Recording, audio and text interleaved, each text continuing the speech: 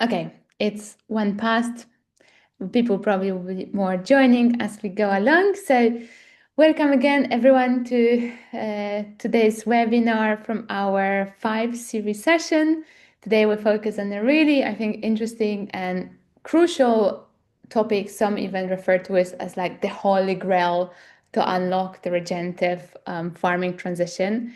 And of course, in our perspective, also the health transition, nutrient density, and how it connects to both human health and soil health. And we're super lucky and privileged to have one and only Dan Kittredge, which is really pioneering this topic and showing us the way and helping us to find out how can we accelerate this research and changes that might be enabled within the research. So we are very happy to give him the voice in a second.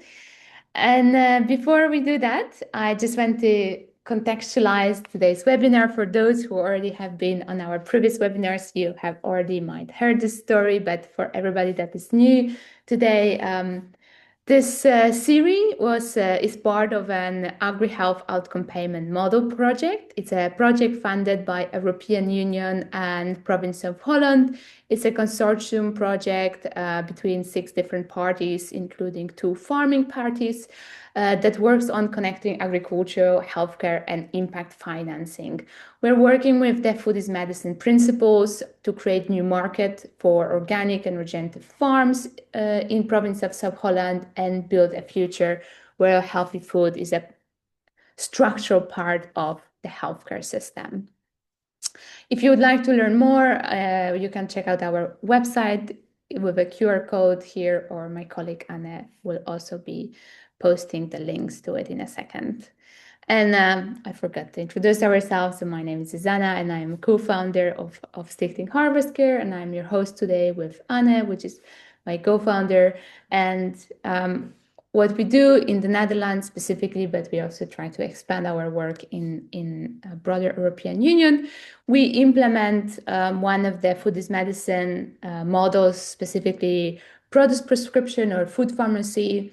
So we work with low-income patients in Rotterdam and Den Haag that suffer from diabetes type 2, and we try to help them to reverse or minimize their condition by providing them free food from local farms. Those are plant boxes consisting of vegetables and beans and grains and nuts, etc., etc. And beyond that, we also provide cooking workshops and access to dietitian, and we run it as a randomized control trial. We had our pilot study in 2025, where we already managed to achieve statistical significance of reduction of weight, BMI, and improved quality of life. And then right now we're in midst of running our scale-up randomized control trial with in 3 different locations with over 60 participants. So in order to be able to continue such a work and also create an institutional demand for farmers, we are working on this impact bond, as I mentioned previously, making sure that we can account for all of the positive benefits that Food is Medicine provides to municipality, to healthcare insurers, and to make sure that the farmers can be rewarded as our pharmacists. So we have decided to share the knowledge and educate ourselves further within those topics. And we already ran 2 webinars about what is Food is Medicine with Ronnie Trinberg from Tufts University, and Introduction to Ecological Medicine with Dr. Jenny Goodman, which talks a lot about the connection between pesticides and synthetic fertilizers and their impact on human health. So whoever is interested in this topic, I highly recommend to either watch the recording with Dr. Jenny or read her books, because she published 2 books. And we have still 2 webinars coming, one specifically about food pharmacy. So we will talk with our colleagues from US, which have also practiced the food pharmacy programs, to see how they have been implementing these models for several years already. And we'll finish up this webinar series with zooming into innovating finances for agri-health system, where we're going to cover both more of a private approach of investment, but also specifically the health impact bond approach. So, as I said, today we are going to talk with Dan, which has over 2 decades of experience in farming and when trying to connect the dots between, soil health and human health, and lots of his own experiences and experience in education or promoting his knowledge and sharing his knowledge among other farmers. But before we do that, I would like to invite you to quickly join us in a Mentimeter. We would love to know where is your thinking at around nutrient density and nutrient variation right now, and what are you hoping to gain from this session. So you can either scan the QR code or join via a link that my colleague have shared. And I'm going to start the Mentimeter in a second. So I will give everybody time to join using the QR code or the link. It will be super simple, just 3 questions to know what's your perspective on today's topic.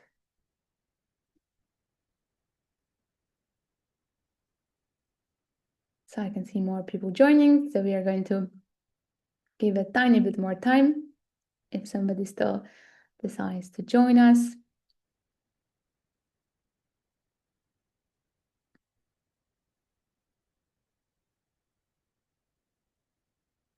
And so you can still join as the Mentimeter QR code is still there, and I will read out the first question. Say, first, we would love to know how familiar you are with the terms of nutrient variation and nutrient density. Okay, slightly familiar. So for most, we have some people in the audience that are pros in this topic. Very good. Then you can add a lot of value to the discussion. So it's fairly distributed between, okay, so yeah, half, with maybe even growing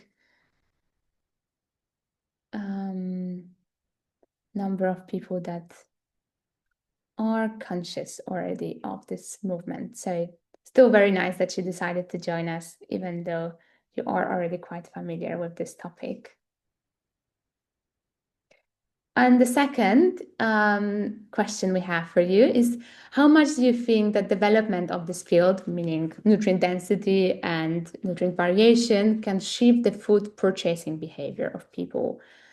How much do you think there will be more incentivized to make different food choices, having the knowledge of how the food that they buy, how rich in nutrients it is?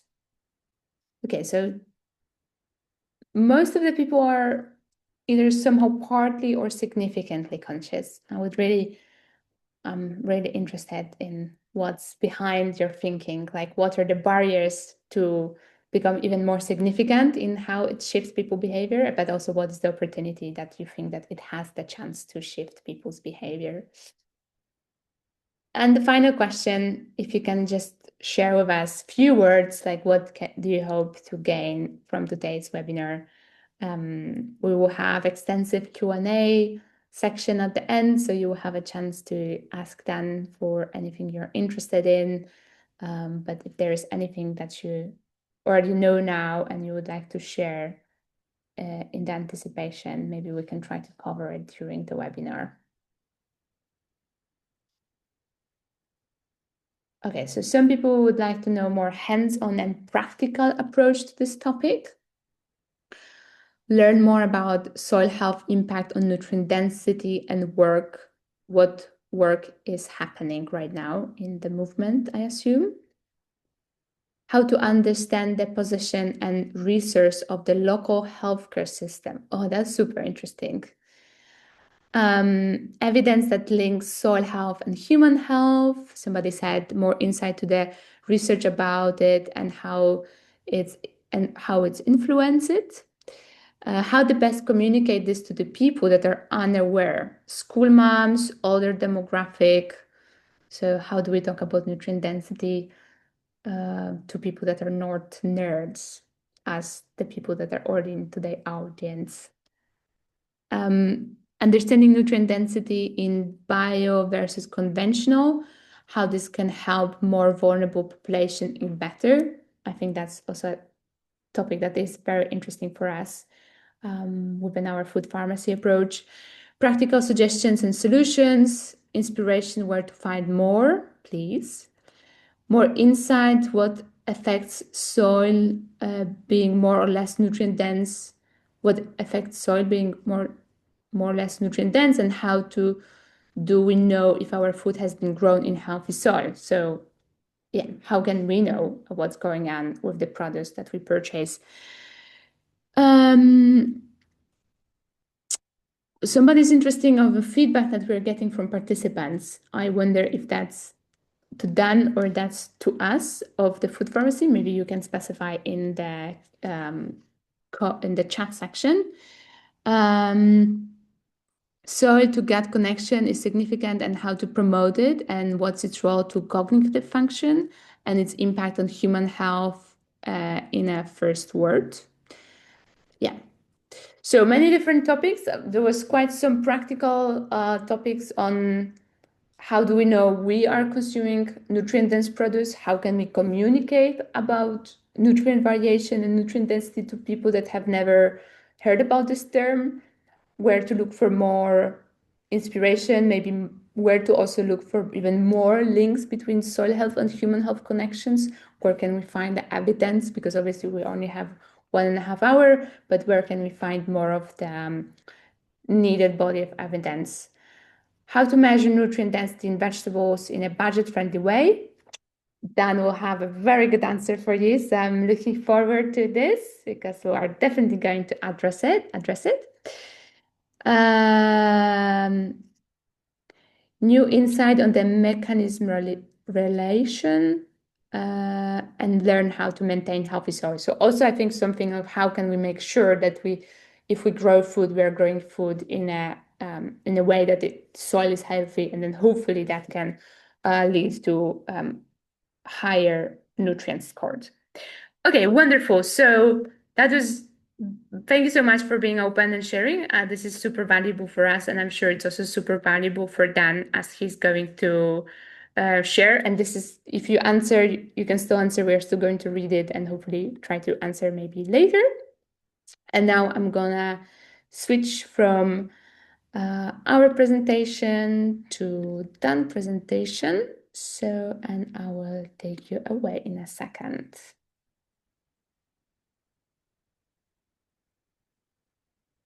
Alrighty, so Dan, it's all yours. All right. Well, great to be here today, and I love the work you guys are doing. It's keep moving forward and raising awareness and building buzz and building momentum, and really appreciate the opportunity to collaborate over the years now. I feel like we've done a few things together. So yeah, I'm going to spend a few minutes running through a slideshow that I've presented many times. So those who have seen me in the past, hopefully I won't take too long. For those who haven't seen me present, hopefully I'll cover the bases, and then really looking forward to the conversation with Anne and then the Q&A with all the attendees. Yeah, this is that first slide is just, you can see, is basically where I grew up. I grew up on an organic farm in Massachusetts, the northeast part of the US. My parents were actively involved in the organic farming movement. I basically, when I got married, had found no better way to raise a family, I thought, than doing something similar, and tried to make a living being a small farmer. And that's when I sort of stumbled into this deeper conversation based on the fact that I struggled with a lot of issues of pest pressure and disease pressure and failure to thrive and basically limited economic viability. And so through my studies, deepening my perspective beyond organic into agroecology and biochemistry and permaculture and all kinds of things, um, not only was I able to become a better farmer and create a dynamic where my plants were healthier and my economic viability was higher, but I also came across this topic of bricks, coined the term nutrient density, and started having enough free time to start giving courses to other growers about how to work more well with nature and achieve the similar results that I was accomplishing. So the next slide you can see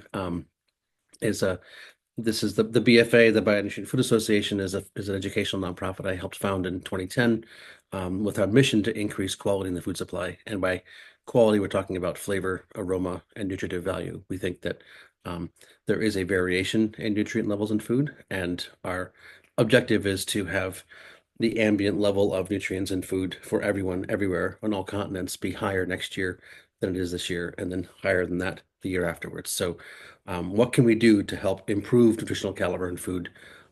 That's sort of our mission of our organization. Next slide. For the first few years of our work, we were strictly doing educational work. We were teaching courses, workshops, not too many webinars back then, actually. We started an annual conference.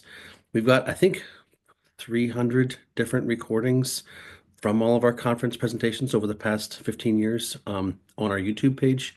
I just recently found that we've had almost 1 million views on them, which is a kind of a big number, not for all people, but it's long form content. So for those who are interested in the practical how-tos of working with nature, that's a resource that we have been curating since our inception with the thought that being in the first world, part of the privilege that we have is access to all this knowledge, and we should make sure to, as well as possible, curate it for all growers everywhere. So we've got a lot of resource there on our YouTube page. There's a bunch on our website too, webinars and things. But that's just in answer to some of the questions I just saw come in. I'm focusing right now on the topic of nutrient density and the research. So what happened as we were teaching our courses was it didn't seem to matter where in the country or in the world the farmers were. It didn't matter what the scale of their operations were, what the crops were. It seemed that as long as they were working more well with nature, improving soil health, cost of production went down, soil health improved, flavor, aroma, shelf life improved, economic viability improved. It looked like working with nature actually could solve climate crisis issues, could solve chronic disease issues, could solve farm viability issues. And so we said, if this is true, working with nature can solve these problems systemically. Wouldn't it be great to be able to bring that to scale instead of fighting problems and being overwhelmed with problems? How can we build a strategy to build the solutions that we think maybe many of us have a vision for in common? So that was when we began the work with the research into nutrient density. Next slide, Susanna. Our thought was effectively that if we could align economic incentive with these other dynamics, if it could be more better business to grow healthier food, to improve soil health, then that would be the thing that would take to scale it. For better or for worse, money seems to be a powerful force in today's day and age. And so the question was, how would we align economics? And the thought was by giving people who buy food the ability to discern of the choices in front of them, which ones are better, which ones are worse. Simply, if you knew that variation existed in your food, and if you could see, I talk about carrots all the time, I'll talk about tomatoes or apples. Let's say apples. You've got five selections of apple in front of you to choose from. The thing you're normally looking at is variety. Well, it's this one. I want a Braeburn versus a Gala. But let's say you had 2 or 3 different options of a same variety. Um, if you could measure the variation in nutrients between them, if you could know that this brand over here is 20 out of 100 from a nutritional standpoint, this one's 40, this one's 80 out of 100, our thought is people would choose the 80s and leave the 20s. And so that's the vision here, is that we can create a scale, a 1 to 100 scale for all food, for beans and rice and beef and dairy and apples and blueberries and carrots and cucumbers. For every food stuff, there is could be a scale of 1 to 100. People who are buying food could measure, um, and make choices accordingly. So that was the vision. There were a few things we needed to figure out to verify if it was a plausible vision. So we started this research work in 2017. Our first question was, is it possible to build an instrument, a handheld instrument that people could use to do that measuring thing? Because how else would you know? You'd have to you have to measure it. You can't just have a certification label because things change over time. So that would be one critical piece of the puzzle is can you build instruments people could have in their hands to measure that? The second question was, is there significant nutrient variation in the food supply? Um, Talking to a bunch of researchers at universities, they were like, yeah, it's not really that big. Most food is pretty uniform. Um, so if variation doesn't exist, then the whole thing is irrelevant. And then the third question was, if variation does exist, what causes it? Is it something like soil health that can connect to carbon sequestration and ecosystem benefit, or is it really just genetics or soil type? So these are the questions we started our research with in 2017. We're an NGO, so a lot of work is done open source. Our first year of work, 2017, we built our first meter. In 2018, we built our first lab. Had people send in the crops from two crops from across the U.S. for assessment. From grocery stores, farmers markets, farms, organic, non-organic, sort of surveyed the supply chain. 2019, set up our second lab out in California. That year, we got up to 6 crops, and we began looking at the soil the crops grew in, as well as the management practices, so we could overlay soil metrics and causal factors against the nutrient variations we're beginning to find. Next slide. In 2020, we set up our third lab in Europe. You can see that those little green icons on the right. So all the green icons through the maps are farmers who are taking part in the process of sending in samples of crop and the soil it grew in and giving management practice data. The orange icons are citizen scientists taking things off the shelf and sending it in. So this whole process took about 4 years. We got about 10,000 crop samples, 8,000 soil samples. So we really did survey 25 different crops, hundreds of farms, multiple continents. Like what is the nature of variation in the supply chain? So you can see on the left, the nutrients we're looking at in the food. In the middle, the metrics in the soil at multiple depths that were being assessed. On the right-hand side, you can see the samples of types of crop that we collected. This is just in 2020. So altogether over 4 years, it was about 10,000 samples. So roots, leaves, fruits, and grains were what we assessed in this initial work. Next slide. Just quickly to review what we found to the first question about, actually, the way I framed it was second question, what is the variation in nutrient levels in food? On the left here, we have sulfur. This is in carrots. So all these graphs are in carrots, but I've got graphs like this for 20 other crops. You can check out on our bionutrientinstitute.org website. We got lots of papers and reports and things we've published for anybody who wants to delve deeper into this, what we found. You can see the lowest level of sulfur we found in a carrot was 8.41 milligrams. And the highest we found was 33.19. That's a 4-to-1 variation. So the ones on the right have 4 times as much sulfur as the ones on the left. And you can see the fifths of the range there. The peak of the curve is in the 23rd percentile, right? The red is 0 to 20, the orange is 20 to 40. So the vast majority of the samples are on the bottom end of what's possible in the supply chain. On the right, we've got phosphorus, 11.7 was the lowest we found, 93.69 was the highest. That's an 8-to-1 variation. So the ones on the right have 8 times as much phosphorus as the ones on the left. The peak of the curve there, again, is in the 27th percentile, right? There's not many samples above the 50th percentile. Actually, what is in our food is relatively low in relationship to what it could be. Here we have antioxidants. The lowest level of antioxidants found in carrots, 4.92 FRAP units per 100 grams. The highest was 195. That's a more than 40-to-1 variation. 40-to-1, that's not small. Polyphenols on the right, 2.34 to 49.75. Now, this pattern we seem to find across the board, which is there is dramatic variation. It is not 2% or 5%, it's 2x or 5x or 20x. And the vast majority of the sample sits at the bottom of what's the range we're finding. So what does that mean? That means most food is relatively poor in relationship to what it could be across the board. So this is the variation we found.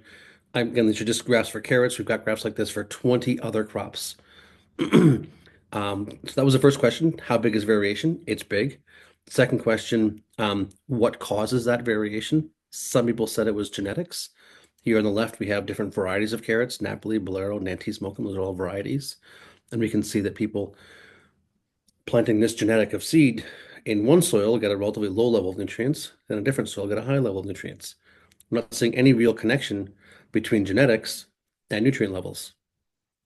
Again, we got this across the board in 20 other crops. Genetics is a piece of the puzzle, but as far as a significant causal factor in that variation we found, it sure doesn't look like it.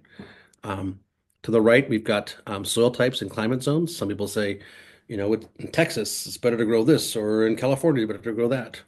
These are different parts of the U.S., the Northeast, East, North Central, Southeast, Central, they're USDA sort of climate zones. We don't see any meaningful connection between where you grew your carrots and the overall nutrient levels. It seems like you can do a good job anywhere, and most people are doing a pretty decently bad job in most places. Next slide. Here we look at sample source on the left. So farm, store, garden, and farmer's market. There certainly is a stream in the food movement which says buy local, grow your own, and then therefore that'll be better. What I see here is that the best sample came from a store, and that either in the garden or the farmer's market, there were none in the top 20th percentile. We find pretty much uniformly mediocre everywhere.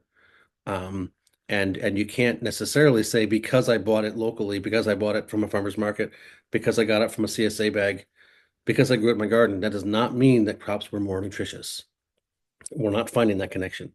On the right-hand side, we're teasing out some of the causal factors and identifying metrics like certified organic. Out of 131 samples of certified organic, bio, I think they call it in Europe, in some parts of Europe, we have two in the top 20th percentile out of 131. Cover crops, which is one of the things that people who are part of the regenerative movement are always, banging on about. I'm not saying cover crops are bad, but just because you use cover crops does not mean you get necessarily high levels of nutrients. One in the top 20th percentile out of 98 for people using cover crops. No-till, okay, another one of those things. 84 samples, three in the top 20th percentile. So just because you didn't till does not mean you had better levels of nutrients. Tillage, organics, not certified, reference and none. That's basically grocery store, not organic. And if you look, they're actually fatter over in the yellow. So that means on average, they're a little better than the ones we just talked about. Regenerative is right there after none, right? That doesn't look particularly good. Just because you are applying certain practices does not mean you have higher levels of nutrients. So yeah, we can just go ahead to the next slide here. This is from a paper that's yet to be published, and effectively this is called a heat map, and it looks kind of like overwhelming gibberish for anybody who's not a statistician. But what we're showing here is that the level of biological activity in the soil is the only thing that we found that correlated with increased nutrient levels in food. So level of life, function of the microbiome connects to nutrient variation. From the farmer's market does not connect. Genetics does not connect. Soil type does not connect. Certification label does not connect. Individual practice does not connect. The only thing that connects is the level of life in the soil. So that makes sense for those of us who understand about evolutionary biology and understand that microbes evolved plants, and who has been feeding plants for hundreds of millions of years before we invented fertilizer. This all makes sense, but it doesn't necessarily correlate with the storylines we've been taught about buy organic, buy local. I think it's great to support your local farmers. I think organic is better if that means there's less toxins, 100%. But if we're talking about nutrient density, we're talking about the nutritional caliber of the health-giving attribute.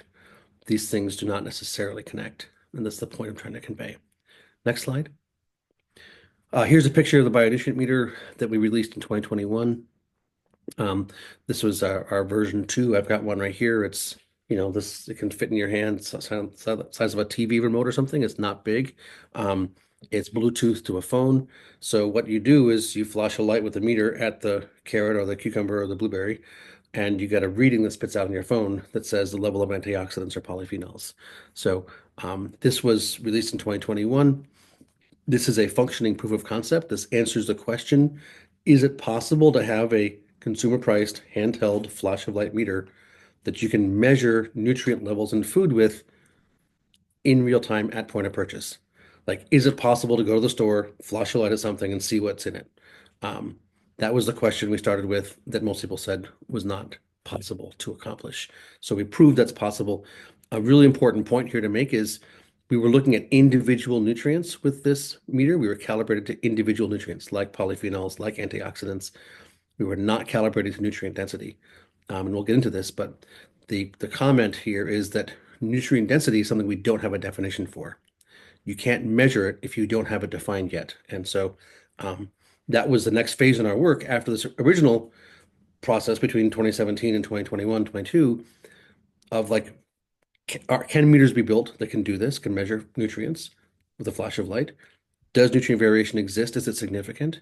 And if it does, is it connected to soil health and ecosystem function and reversing climate change and all those kinds of good things? We found in our preliminary work that yes, all three of these things are true.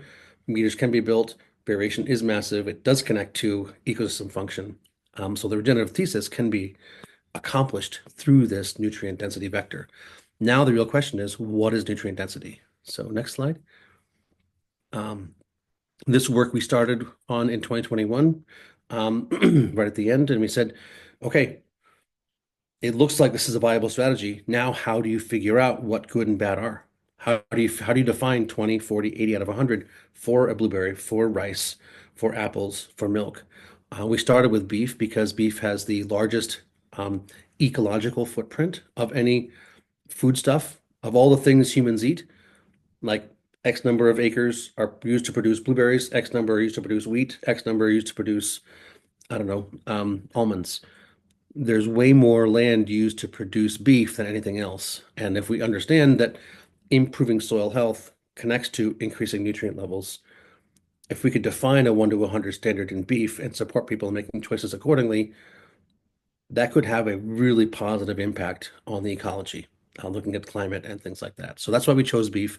We're not saying it's good or bad or you should or shouldn't eat it. We're saying in reality, it's a lot of the planet is used to manage land for beef production. And so if you want to have a large ecological footprint, let's focus on that. You can see the thesis here, basically that if cows eat what cows have evolved to eat, they are better. The land is more well, and the impact on the humans who eat them is better as well. So that's the thesis we started with. Next slide. In this research project, we were able to work with samples from 4 continents. We took the meat from 3 animals, assessed that for a bunch of different nutrients. We took the manure from the animals. We assessed that for a whole suite of different microbes. We looked at the fodder, what they were eating, assessed that. We looked at the soil that their fodder grew in, assessed that. And then we also looked at management practices and we did some human health trials. Next. These are the nutrients that were assessed in every stake. So it's a big, long list of things that we're looking at. I think you don't necessarily need to read these all just to understand that we're trying to really delve fairly deeply into the biochemistry to see what all the nutrients are that are in that meat as part of our nutrient density definition process. Next slide. Okay, that's got the wrong title on it. I should say, it shouldn't say microbes assessed. So these are the metrics in the soil on the left there, the things that were looked at in the soil that was sent in. In the middle, these were questions that were asked of the farmer about the animals and how they were raised. So the management questions. And then on the right, you can see the metrics that were assessed in the fodder. So significant, data points in every piece of this puzzle. Next slide. Yep, so those 2 titles are backwards. I need to fix that. This is the one that should say the microbiome in the feces. This is only a third of the species that were looked at. Actually, we just couldn't fit any more on this slide. Suffice it to say, a really complex microbiome assessment was done for every animal because we understand that microbiome is such an important piece of this puzzle. We wanted to make sure to get a whole bunch of data there that can be used in the statistical modeling process. Next slide. And finally, human health trials were performed. So feeding trials, take 30 people, randomly separate them, and feed them this meat. Some people get to eat this meat, and some people get to eat that meat, and watch what happens to their inflammation markers in their blood over that period of time. So these were all of the things that we looked at in the process of attempting to define nutrient density. So the idea is find all these things that can be assessed, get a large enough sample, collect all this metadata, and then give it to the statisticians and ask them, are there patterns you can find? Do we find any patterns where improved human health response connects to certain microbiome, certain management practices, certain biochemistry, certain human health, animal welfare metrics? And this is where we're at right now is writing this paper, and it looks like we found 8 different biomarkers, 2 elements, 2 vitamins, 2 fatty acids, and 2 secondary metabolites at certain levels and ratios, which can be our definition for for nutrient density. So when this paper gets published, actually the picture of that paper is the one that we wrote for the meter to show the meter actually is real. So don't read that too closely. But the concept is we'll have a paper that says this is our preliminary definition of nutrient density in beef. And from there, anybody who wants to build meters, we welcome them to engage in that process of building meters, calibrating them, and providing them to anybody in the supply chain. Next slide. Here's just a graphic of, the guy on the right is out there in the field, and he can flash a light at the cow while it's walking around and see how it's doing. The guy on the left is in the slaughterhouse. Anybody in the supply chain should be able to flash a light at the meat and see where it stands so they can make decisions about what happens to it. And then the one in the middle, the lady in the middle, the consumer flashing a light at the meat and seeing which one to purchase. So the idea is, with the science being done, anybody in the supply chain can measure and see what reality is and then make decisions accordingly. Next slide. Yeah, okay, and that's beef, and then we've been working on that for a few years now. And the next step is to follow this process up in many, many more crops. So this is something you can find on our Bionutrient Institute website. Our treaty on the definition of nutrient density. We're working to build a coalition of many partners on all continents who are engaged in this process of moving this work forward. Our thought is, if we can honestly define a 1 to 100 definition of relative quality in all food and build metrics to assess that, the market can come to be brought to bear, and we'll have a significant economic incentive, which will drive the improvement in ecological system function and in human health. So this is the vision. I think I've covered it fairly efficiently. Yes, and we're an NGO, and if you feel inspired, support is much appreciated. So there we go. That's the end of my presentation. Looking forward to the conversation. Yes, thank you so much, Dan, for the presentation and all the insights. Probably a lot of people will have questions like I do, so feel free to put them in the Q&A, and we will just start the conversation together, and then we will see what other questions will pop up during the conversation. But thank you a lot for explaining so much more. But I also feel like so overwhelmed with all the data that there is out there, and also maybe the whole conception or like the understanding of organic, or that's at least I'm trained as an organic farmer, and I always thought, well, that should be at least a bit healthier, probably on the toxic side, but also like on farming practices. So I would just love to dig a bit deeper into that also, because I think everyone is a consumer in the supermarket or in the local farmers market. So really how to understand then this data into translating how to change your buying behavior, or can we really change your buying behavior yet? Because there's so much variation going on. Like, how do we know what we should purchase? Yeah. Well, I will say, I'll reinforce it. I grew up on an organic farm. My entire childhood was as an organic farmer, a small organic farmer that was selling to the farmers market. And we had our CSA for the last 35 years. We've had a CSA for 40 years selling at the farmers market. So this is my life. And my parents' day job was working for an organic farming organization. And they wrote some of the first organic standards in the US like 40 years ago. So, um, yeah, if anybody would be telling you that organic is better from my background, you would think I would be that person. And I like to say, unfortunately, I went to university and I got trained in the principles of science of data collection. And then once you collect the data, you have to let the data guide you. You can't let your opinion about what you think is right get in the way of what the data is telling you because then it's no longer science. And yeah, in the question of like, what are the nutrients in food? And what seems to be connected to causing it, we can pretty confidently say that organic is not um, causing higher levels of nutrients in food. And if you want to get down the rabbit hole of evolutionary biology and microbiome, there's a lot of practices that organic farmers engage in which are not beneficial to soil health. Um, and a lot of things that regenerative farmers do where, you know, soil health is nowhere close to being optimized. So um, the way I think of it is um, we want as many tools in our toolbox as possible, and the organic principles and practices are valuable tools. The regenerative principles and practices are valuable tools.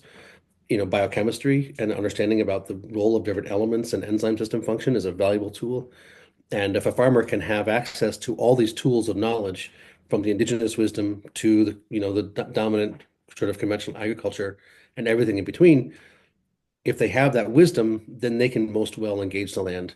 Um, and that's what we're looking for is land that's well. And Yeah. the certification structures we have right now don't seem to connect.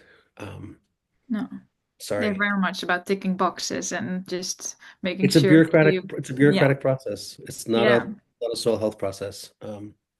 Yeah, and I think from a personal perspective, I would assume that I think regenerative agriculture is often sort of like seems to be the new thing or like to move into. And I think even for us, we find it sometimes quite difficult to communicate on like, okay, what should we talk about? Also, when we talk about policy levels, like what kind of farming should we talk about? Or if we talk about practices, or well, maybe we should talk about biological activity. Like what kind of terminology should we use if we want to really promote nutrient density, or at least farmers taking care of their soil in a way that promotes nutrient density? Like what would you think we should move forward to when it comes to terminology of farming? Yeah. I mean, the problem is that I refer to this, I use the metaphor of religion when I'm talking about this whole thing, and I say, um, it can become really easy to sort of jump on the bandwagon of, I mean, biodynamics came along 100 years ago, and that was an exciting impulse, and people jumped on the biodynamic bandwagon and sort of got a little bit dogmatic about it, and we're pretty sure they were better, and a lot of people were worse. And permaculture has been around for a while, but that was a big thing, 30, 40 years ago, and maybe 15, 20 years ago was getting pretty, pretty big. And people, I'm a permaculturalist and we're better. And it was like this sort of kind of like puff out your chest, we're better people. And certainly the organic movement went through that. I think that regenerative is going through that right now, like we're better. And I think there's valuable insights in biodynamics, 100%. And permaculture has tons to offer. Organic was absolutely onto something. The regenerative, principles are very valuable. Um, but just because you have value doesn't mean you have the answer. And Mm. um, as soon as you create a label, then people jump on the bandwagon and start repeating it, and you get this like Mhm. everybody wants to be associated with it, but people aren't actually necessarily accomplishing it. Um, And so for me, it's not about what you call it, it's about what your results are.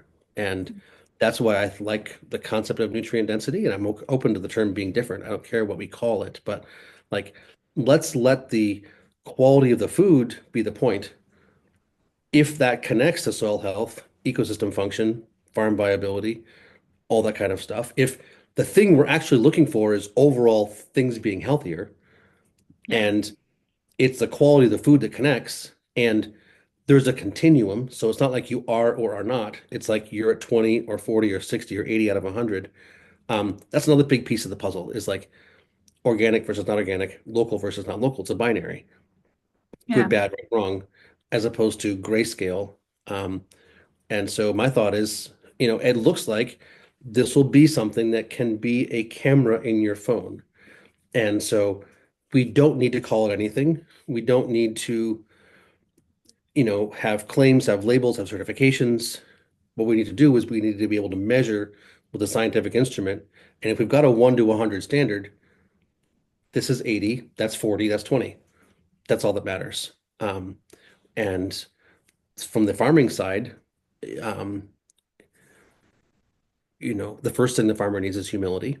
And the more we can engage the model of nature and say, it's a multi-factor system. It's only when all the pieces of the puzzle are working together, things are working better. Let's behave like that as farmers. All of us farmers who are learning and struggling and not having arrived, share and see what works for us and what principles apply broadly and engage in this collaborative process of discernment and learning. Um, because right now, in many cases, we're taught to buy products from people who are selling us products. And their incentive is not to optimize soil health or farm viability. Their incentive is to increase sales of products. So, we, the farmers, we, the homesteaders, we, the land stewards, the more we can engage in this process of collective learning and open data collection, there's an opportunity for AI and IoT sensors here, and you can get all wonky and techie if you want, or go back straight to the indigenous methods of direct communication with your plants and nature. But I think broadly, it's an opportunity for learning. Yeah. And I think learning will go on both sides, like the consumer side and probably the farmer side. So maybe if we look at the consumer side first, like what if they have this ability to scan in supermarkets the quality, and how can we educate them on this different scale, or not to make them scared if something is lower, or that they will like, I don't know, how do you look at this when I already feel like that the whole education around farming is maybe lacking in our school systems? Like how would we deal with consumers having these kind of decision powers? Yeah. Um, uh, I mean, as a few questions, if you answer that, I think I'll just talk about the meter we've got now. That this is something. I'll just show it to you here. This is called a refractometer, and this has been around for 195 years. It costs about 10 euros new, um, and there's no battery. You can use it about 10,000 times, and um, until you drop it and break it, it'll keep working. So there is a very simple instrument that's been around for a very long time. We are about to release through our NGO this thing called we're calling it the Brexit Challenge. It's basically just a branded refractometer, and you've got the refractometers in its box right here, and then you've got the garlic press, which it's a garlic press. It's not fancy, it's not high tech, and you've got the little chart. This is the poor, average, good, excellent for a bunch of different crops. Oops, there it is. Reading. So this is something we're proposing people do now if they want to be active, engaged citizen scientists, is you take your shopping that you bring home every week or however often you buy, your onions and your bananas and your blueberries and whatever it is. And as you're about to cook, you take the garlic press and you take a piece of the potato or the onion or the blueberry or whatever it is, and you stick it in here and you squish it and you get a drop of juice onto here. And then you look through here and you've got a reading, a number. And what we're really waiting for to release this is the finalization of the app.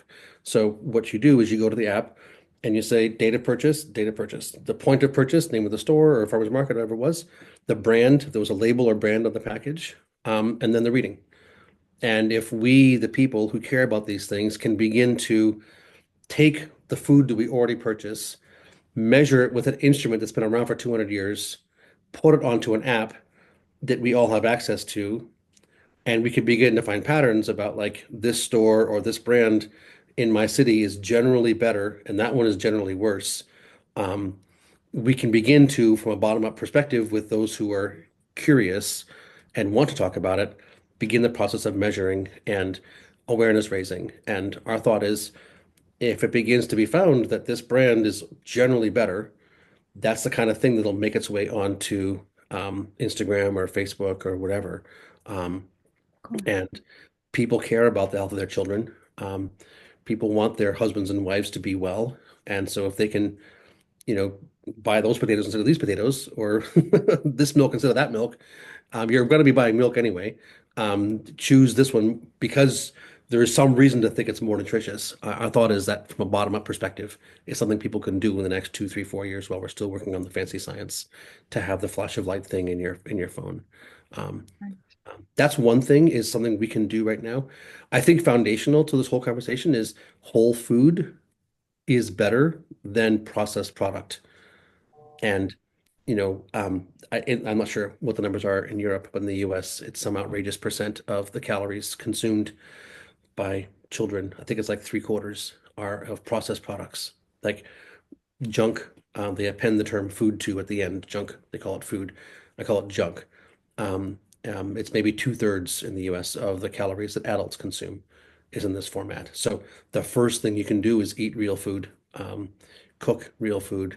Um, but once you're in that, like, I'm going to eat real food, then the question becomes get the best sources because actually things that are more nutritious taste better. Like a carrot that doesn't taste good, you kind of want to spit out and you don't want to finish. A carrot that does taste good, you want to eat more of. If that one that tastes good has 40 times as many antioxidants, 20 times as many polyphenols, 4 times as much sulfur, 8 times as much, whatever it is, phosphorus, and you eat three of them instead of eating only 2 bites of the one that didn't taste good, right? You're actually we're actually wired to know what's better for us, and we will eat our fruits and vegetables. Our children will eat their fruits and vegetables if they taste good. And right now they don't taste good because they don't have the nutrients in them. And the children are animals, Mm. right? Like if you let a goat into a pasture, it'll go trotting along, ignoring what apparently is good food, find a spot and eat. Like, why is that goat going and finding that one spot? Or cows, right? If you watch animals, they'll taste, they'll spit out, they'll go here, they'll eat. Like we are wired to do that as well. And I think Mm. that's a foundational in our health issues and foundational in our children not eating their fruits and vegetables is they just don't taste good because they have been raised with volume as the objective, not with nutrition as the objective. And if nutrition and flavor are the same thing, um, we will solve these issues of, human health, imbalance by actually producing food that is of reasonably high caliber, which the graphs showed we don't have much of out there. So Mm. that was So a long if answer. I'm understanding correctly, so and also someone asked it in the chat, so is there a relation between flavor and nutrient density? Like could we say that there is, or is there? I like to say, if whatever definition we come up with for nutrient density does not align with flavor, we probably have the wrong definition. Um, I would say that flavor is one of the like the instinct, the inbuilt evolutionary um, metrics for assessment that we're wired with. We shouldn't need white lab coats and PhDs and peer-reviewed papers and pieces of instrumentation and kit to tell us what the answers are. We already actually are wired with the ability to perceive. Like this whole thing about building meters is I call it a covert op. It's like a shiny object. Like let's get people to think about a shiny object to help them have the realization that actually their taste buds are where the answers are. Mm. So, yeah, we don't have a definition of nutrient density on anything yet. But as we do, if it doesn't connect with flavor, I propose we have the wrong definition. I Mm. think flavor Interesting. should be like a check for us to see how good of a job we did defining it. Yeah. Yeah, and also someone asked if the little chart can be downloaded already. If people Yep. have, then they You can just type just in put it. BRICS chart, BRIX chart on the Okay. internet. Boom, boom, boom, boom, boom. You'll Okay. find lots of them. Okay. Yep, freely And if available. we great, and if we move a bit more towards like the farmer and the practices that a farmer could do, like Yep. how an educational farmers, because then the educational system of farms should be yeah, moving to a completely different direction. Like, what could farmers do, or how could they understand their soil better or the biological activity? when I'm teaching courses, I basically say it does not matter whether you're growing a cucumber or an apple or wheat or turmeric. What matters is the level of life in your soil. And if you think you're raising plants, you're missing the point. Your job as a farmer is to ensure that the microbiome in the soil has everything it needs to flourish. Because if you, as a steward, as a caretaker, can create a reality where the microbiome is functioning, then the microbes in the plants will do what they have evolved to do over hundreds of millions of years, which is grow and be fine. Um, like nature has this. Nature has been doing it for a long time where we don't mess with her. Nature keeps doing a wonderful job with it. And the problem of our farmland is that in many cases we've messed with nature, and that's causing things to not work well. And so the foundational dynamic is you want to have the microbes functioning well, and they need some basic things like they need air to breathe.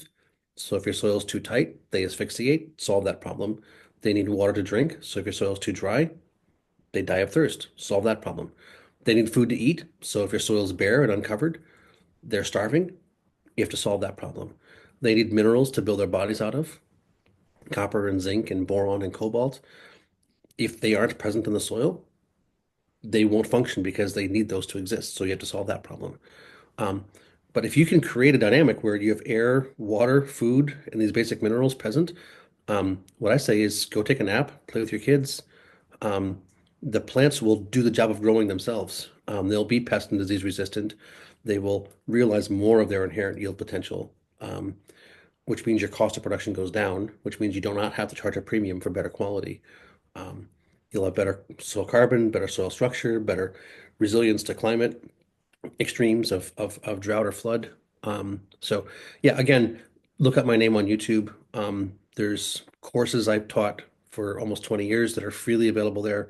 There's tons of other content out there. It does take, for starters, humility and willingness to learn and to say, maybe I haven't figured it all out. Um, so once you've got that, there's all kinds of resources available these days on the internet that didn't used to exist 20 years ago when I started doing this stuff. You actually had to go places and pay money for books or seminars or conferences. It was a hassle. Okay, in 6 months, I'll go to the conference and I can ask this person these questions.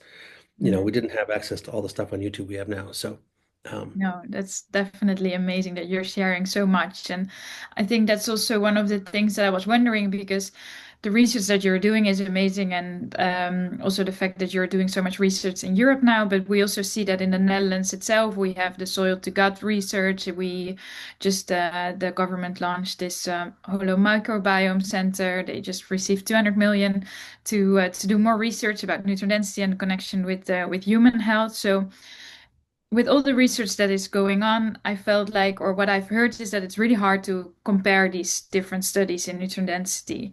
And I was just wondering, why is that? How can we tackle these things that we make sure that we're not really copying all the research that we're doing, or that we can just align all these data sources?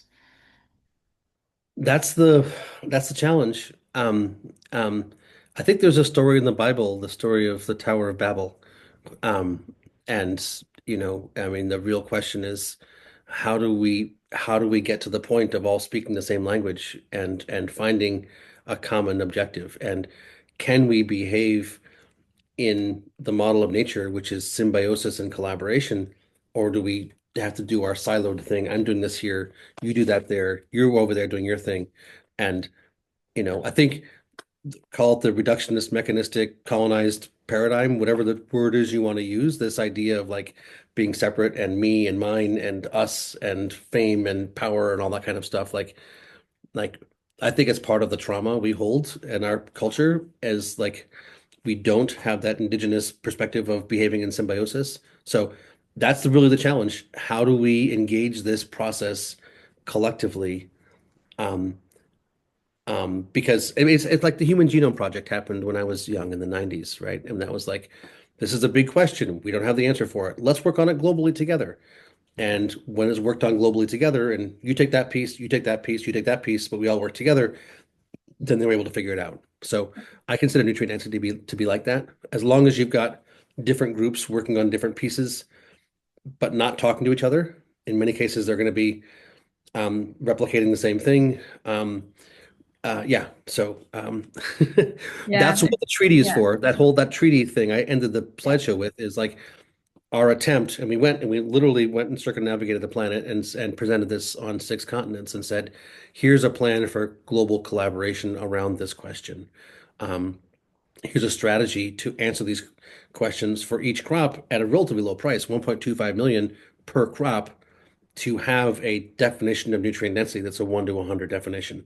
So 25 million, 20 crops, your whole microbiome center got 200 million, I mean, that could be we could take care of all foodstuffs for the amount of funding that one center in one country got on one topic, but it requires the collaborative thinking for that to occur. Um, yeah, and that's been one of the biggest problems I found is people in California will fund projects in California. People in New York will fund projects in New York. People in the UK will fund projects in the UK. And this is a global question. How do we figure out how to get people to kick in for a global collaboration? yeah. No, I don't know. definitely. No, and I think we experience the same with the whole food as medicine movement. There are so many projects in the US and then in Canada, and then I think she's working really hard to try to connect that to Europe as well, and Yeah, to make sure that we have a aligned definition and data sets and all these sort of things. yeah. And then I think it might be time that we go into the Q&A because I saw a lot of like questions popping in. So I don't know, Beautiful. Suze, would you like to start and then we can, yeah.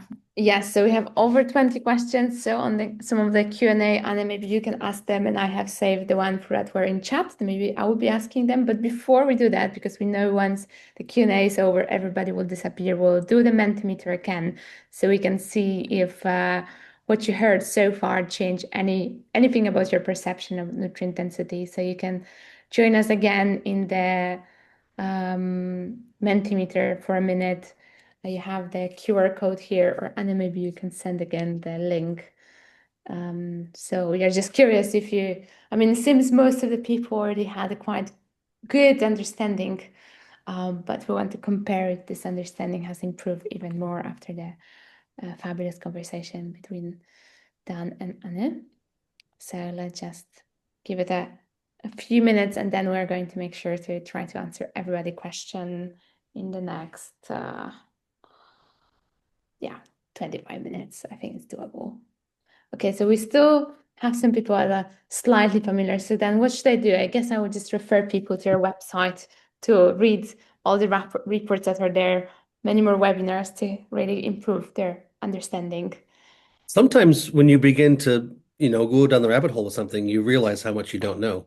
Okay. So it could be a sign of progress for people to say, "Oh, there's actually more here than I than I thought about before."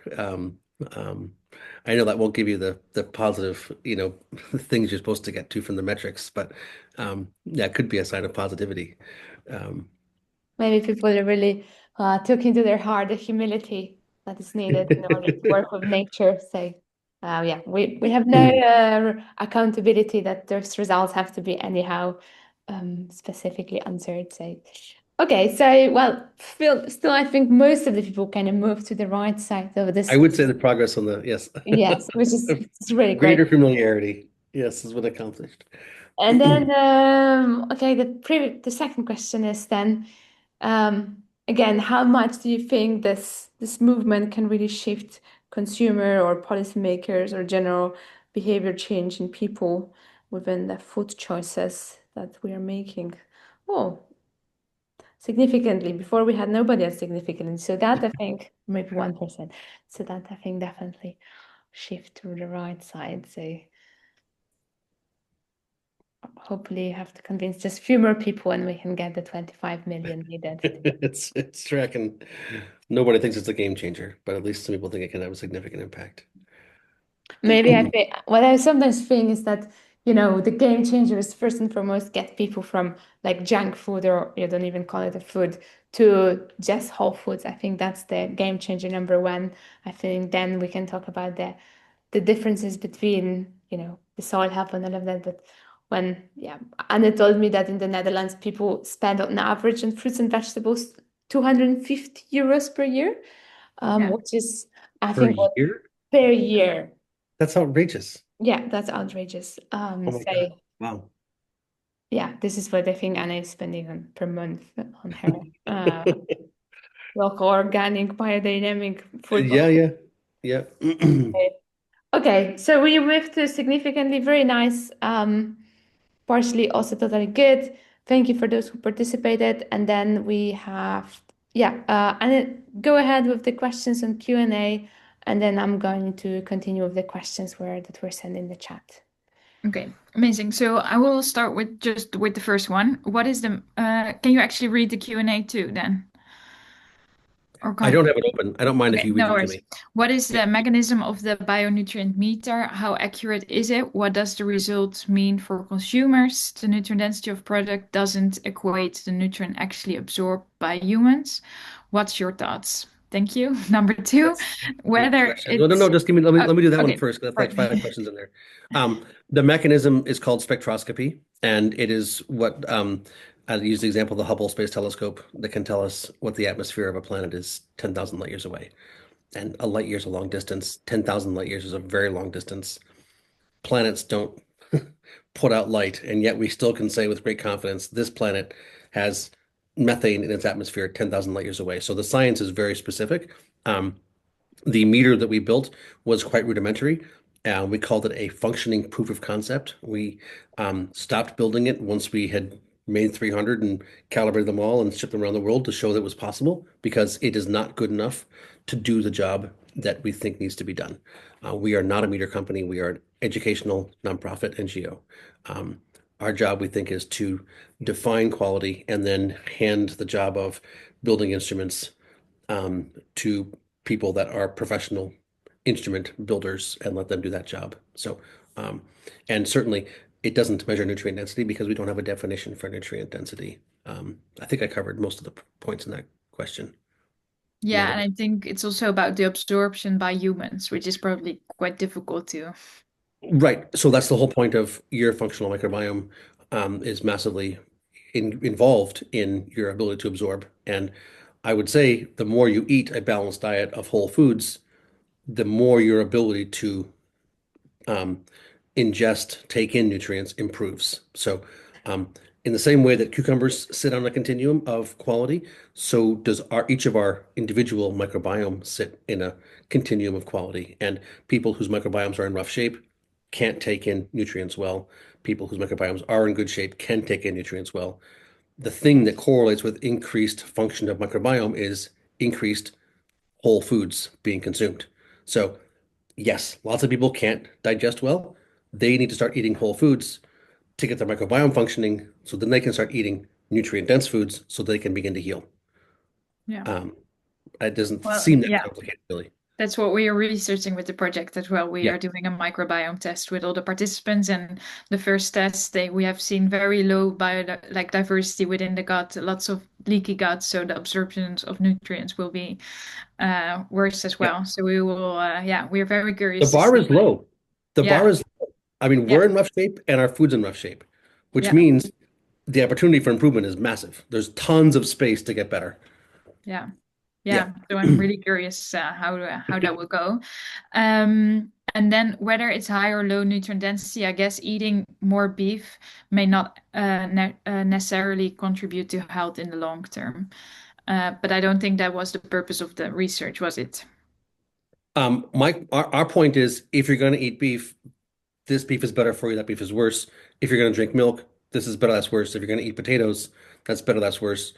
No, we're not saying any one food is better, you should or shouldn't eat. We're saying whatever food you eat, if it's just dal and rice, there's some poor quality rice and some high quality rice, right? If you're talking about stunting in Africa, where wheat is a major, calorie source, um, if that wheat was grown more well, it would have higher levels of zinc and iron, and stunting would be removed for hundreds of thousands of people. It's just about the quality of the wheat actually can have massive impacts on the human system function. So no judgment about what you should or shouldn't eat. Simply whatever you're eating, there should be a scale of 1 to 100. And if you've got choices, you should be able to choose the better one for yourself and your family. Yeah. So Yeah. do you think we are aiming to incentivize consumers to choose with health in mind, or to incentivize big food/supermarkets to sell only good quality because the latter feels so big? Interestingly, we are getting, lots of engagement from consumers, from farmers, from big retail, from other big corporates in the supply chain. So, the thought is if you have, individuals at every little sector taking leadership, um, that's how change happens. You have to have the early adopters and then the visionaries and then the early adopters, and then all of a sudden the bulk of humans change. So, um, some of the big corporates I've talked to have said, look, we've done our market research. Our customers want the fruits and vegetables to taste better. They think that they will more likely buy from us than from our competition if it tastes better. Like, great. That's the animal instinct. That's the nutrient monitoring thing you've got in your body. And if your store always has stuff that tastes better, the kids are going to want that stuff. You're going to make more money. The store that doesn't have stuff tasting as good is going to lose money. Um, yeah, it all connects, I think. Yeah, definitely. Then someone wondered, how do you add pesticides, toxins to this data? Nutrients may be high, but what about the chemicals added that may be harmful? Yes, absolutely. Very important question. Um, one of the reasons why if given a choice, do choose organic in the store if I'm buying stuff is because I presume that means lower levels of toxins. Um, um, what we understand is that the presence of toxins, they're called pesticide or herbicide or fungicide. Side means kill. And what happens when you apply these things is the microbiome is negatively impacted. So there's no way to have a food with high levels of nutrients and presence of toxins because the application of toxins kills the microbes. The microbes being killed prevents the nutrients from being high in the food in the first place. So, if you do have high quality food, that's a great symptom. That should be understood as connecting directly to there not being toxins present. But certainly that can all be done. Building meters that can measure things in parts per billion, which is the presence of toxins generally in food, is very difficult. So the ability to have a meter that can measure toxins in someone's hand is not technologically possible right now. Um, we can measure things in parts per million with handheld sensors. We cannot measure things in parts per billion. That's just too yeah, fine of an assessment.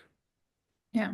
And then someone asked, I wondered, just when organic came into the market, it was super expensive. I find that with new meter to measure that nutrient density will be similar, where it will increase the cost once it gets out with that this potato is more nutritious, will it cost more? Well, what is your, yeah, why Yeah. could we not focus on educating farmers to focus on soil health?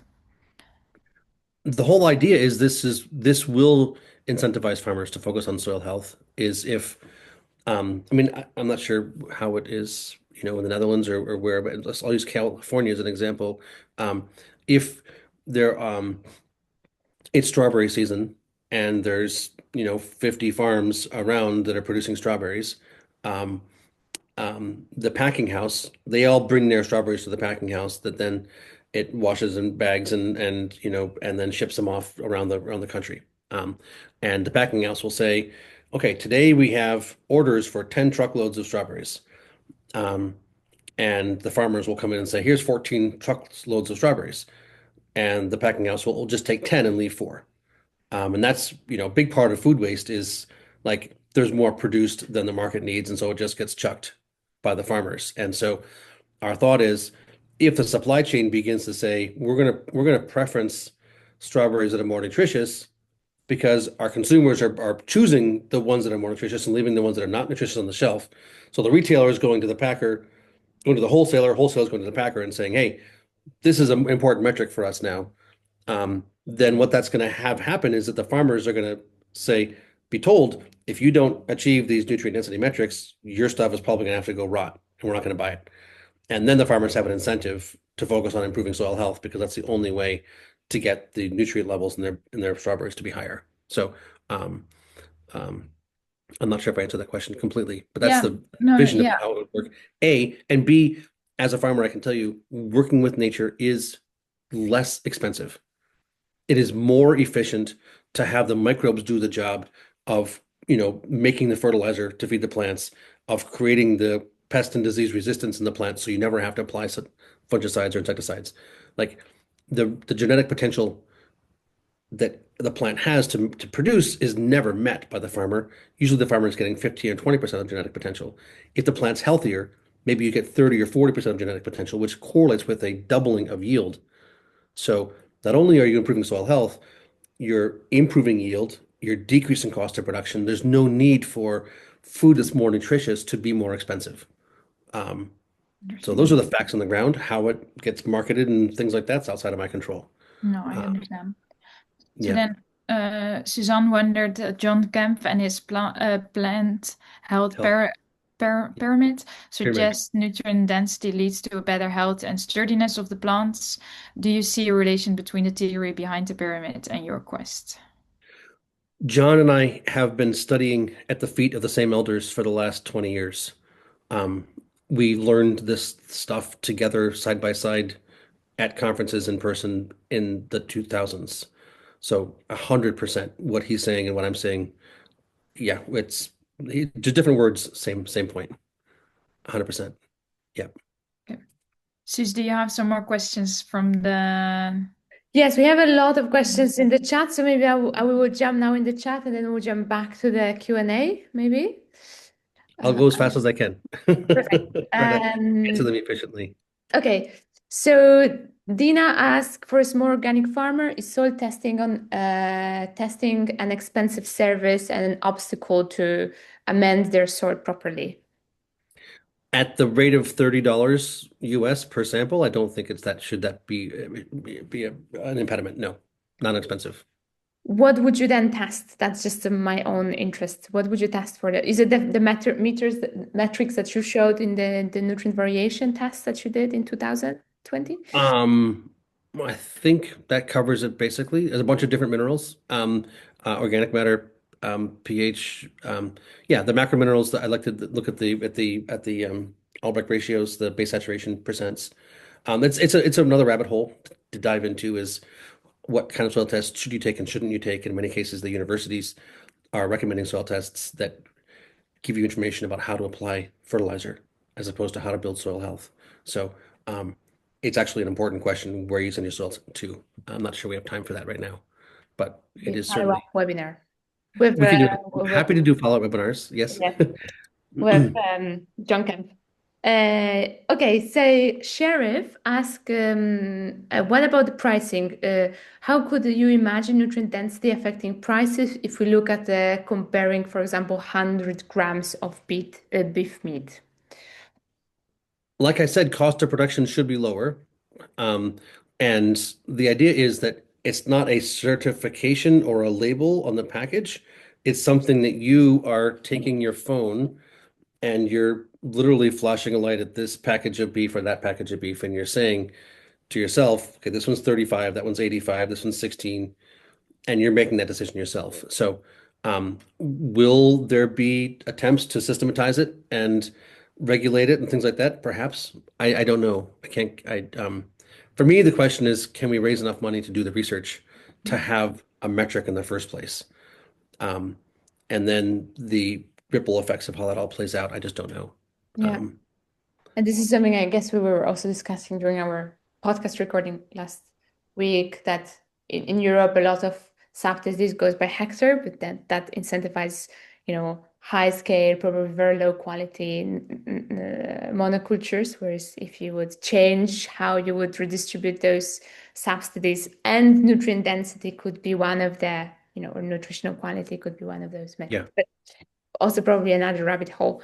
So Nita, our dear friend that is working on source supply chains, has a very relevant questions for herself and her organization.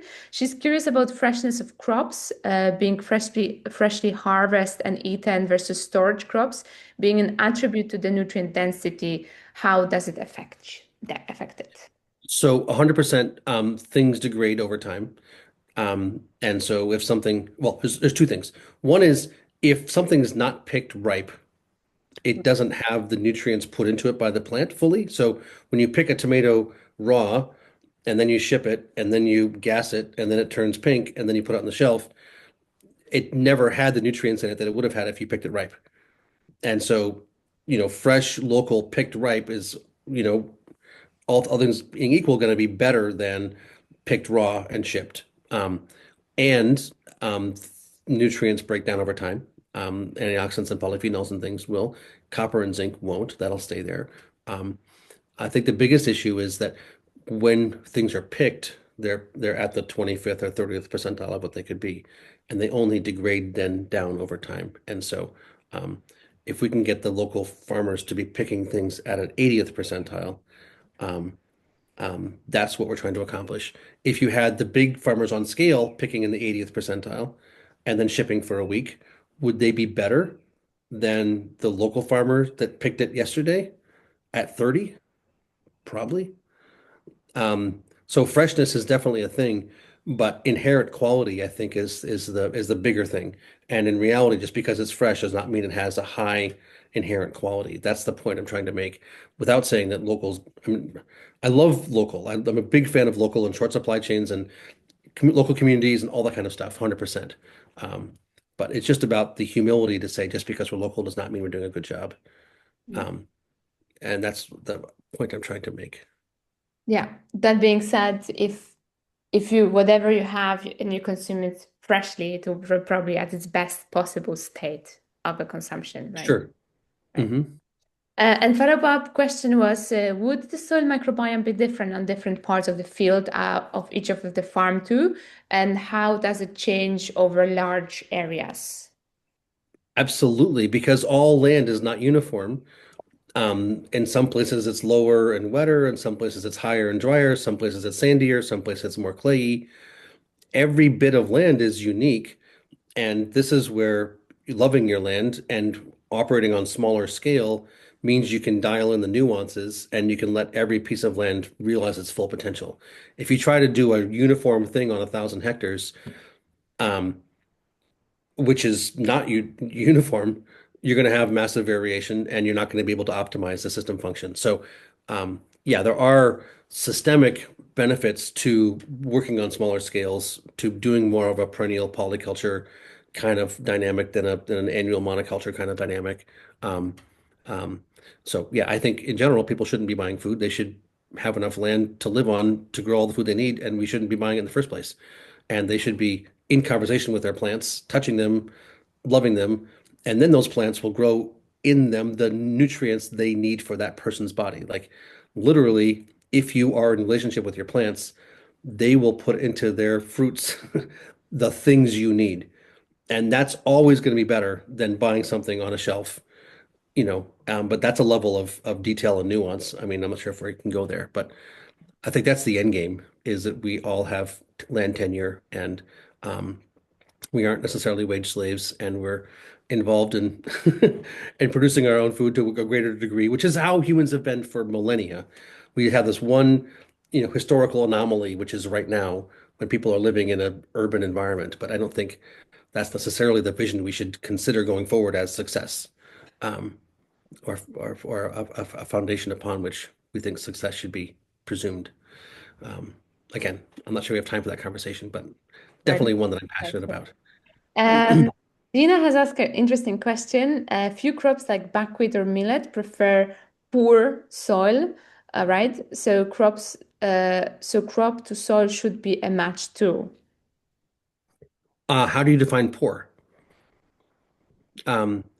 Yeah, I mean, so in many cases they'll talk about nutrient starved or things like that, and what they mean is less fertilizer. And I'm going to suggest that fertilizer is a bad thing, period. And our definitions of poor and good and high and low come from a chemistry paradigm. So if you're using the words that people are using who are coming from the idea that you have to add insecticides, fungicides, and fertilizers to grow a plant, like their mentality is not aligned with the way of nature. And so you have to question these assumptions that they're conveying about whether they're true or not. So, yeah. So poor soil basically means just soil that did not have to be pumped with so much of a pesticide. It's an open question what they mean by Oh yeah, someone is Dina is responding and she's I think poor in less organic matter. Um, hmm. Does buckwheat prefer a low organic matter? Maybe. I'm not sure I would say that's the case. Um, yeah. I mean, we didn't find necessarily correlation between organic matter and soil health either. So Okay. levels of, like if you look in the Amazon, it's a highly functioning ecosystem, very low levels of organic matter, um, but a wonderful, beautiful, diverse, microbiology. So um, we don't have time to go into these nuances, but they are great questions for. Maybe I'll take a follow-up from Birgit, which is also in Q&A, and if I will just read it out if that's okay. So she said, as the only direct link to nutrient density that is the soil life, I was wondering whether you already have insight of what an healthy soil microbiome in relation to optimal nutrient density is, and whether there is a direct relation between soil health, crop resilient, in parentheses, against disease and plagues, and nutrient density. That's the thesis, is that these things are directly connected, one to one to one. Like implicitly, they are part of the same thing.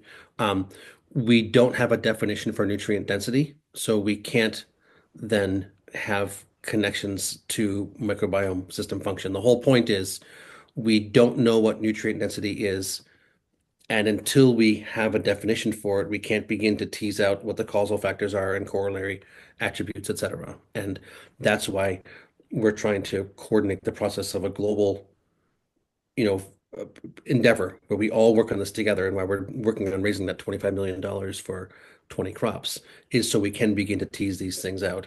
And that is exactly one of the things we expect we would be able to have answers to once we're done, is that exact question. It's a very important question, and we don't have an answer for it. Okay. And Sebastian had a question, I think, relevant to this. He asked if there are any alternative definition of nutrient density in the scientific literature that could be used for comparative or critical analysis. There are other definitions of nutrient density which only serve to complicate the question. But no one has done this kind of research that we're looking at. In the food science literature, nutrient density is effectively connected to the average in a crop. And so there's a definition of what an average carrot is, and it's got a certain number of calories and a certain number of nutrients. There's a definition of what an average rice is, with a certain number of calories, certain number of nutrients. And carrots are then considered to be more nutrient dense than rice because they have more nutrients per calorie. And so we have that complicating issue, which is this term is already being used by different people to mean something entirely different. So um, um, I don't think that was the question he was going to, but no. As far as like the science that connects soil health, plant health, animal health, human health, that connects those things directly and shows the causal factors, that's the thing that doesn't exist. That's the thing nobody's worked on, nobody's built yet.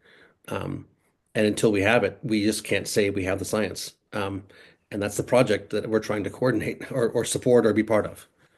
Yeah. Anya, do you want to take one more question, or should we wrap it all up? Well, I think there was one last thing from Samira. She was saying, "Thank you for responding. You sure did, and I really hope that this vision come to fruition. In the meantime, what steps do we need to take to achieve this?" Maybe that's a nice last question to end this webinar. Um, what steps do we need to achieve this? How can each person get involved? Um, um, yeah, I mean, what I tell people basically is that we all have our own genius, our own calling, if you believe in God, we all have our unique purpose, like, and different people have different things that they're called to do. Um, and so my answer is like, what about this inspires you? What do you feel inspired to do? Do you feel inspired to tell all your friends? Do you feel inspired to learn how to raise healthy plants in your garden? Do you want to get a refractometer and start testing your shopping and putting that up on an app? Do you want to get 10 of your friends to do that? Um, do you want to give us $5 a month or €5 a month? Um, you know, um, yeah, there's a bunch of different things, and I'm not so much of a like everybody do this. I'm more of like a hey, we're all this together. So maybe that's part of why it hasn't we aren't as big and as successful with all the money as we could be. But I think philosophically that makes more sense um, to say that. So yeah, check out our website, check out our socials, follow what we're up to, tell your friends, buzz building, awareness raising, consciousness around this thing is the most important. I think consciousness comes first, awareness comes first. And so if we can begin to have these conversations and share and delve and deeply and learn and begin to speak thoughtfully and communicate in the ways that we do, I think raising awareness is big. So Well, thank yeah. you so much for your time, and we're very much looking forward till we have the definition. But in the meantime, we will sure stay connected, and Hopefully we work together. Hopefully we yes, work together. I think that's definitely. the opportunity is actually to actually collaborate on this stuff.